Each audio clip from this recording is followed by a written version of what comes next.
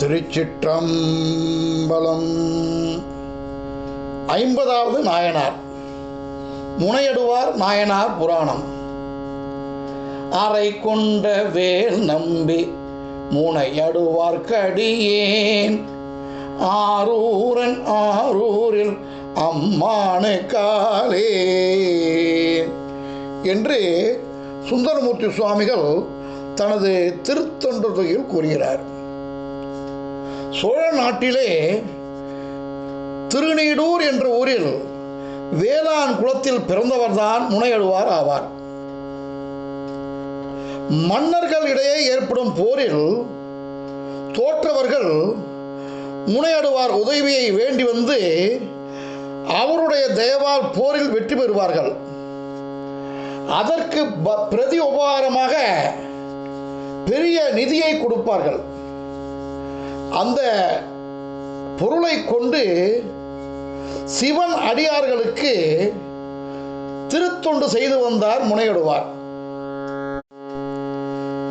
சிற்றரசர்களும் பேரரசர்களும் போரிடும் போது 4 வகை படைகளான குதிரைப்படை, தேர்ப்படை, யானைப்படை மற்றும் காலாட்படை போன்றவற்றை உபயோகித்து வந்தனர்.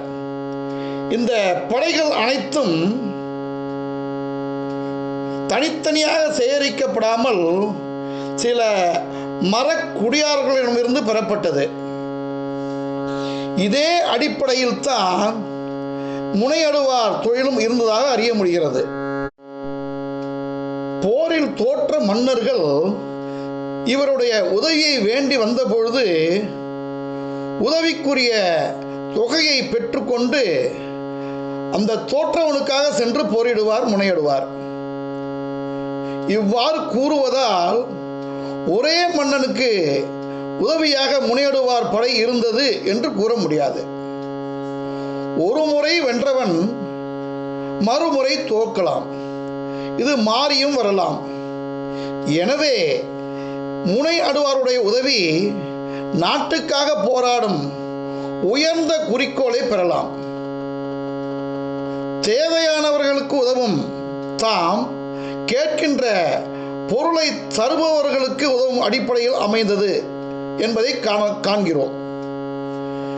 இவ்வாறு வருகின்ற பொருளில் படைகளை வைத்து பராமரிக்கும் செலவு போக எஞ்சிய பணத்தை கொண்டு அடியார்களுக்கு திருத்தொண்டு செய்து வந்தார் முனையடுவார். இப்பழக்கம் முனையடுவார் புதிதாக புத்திய பழக்கமாக நினைக்க தேவையில்லை.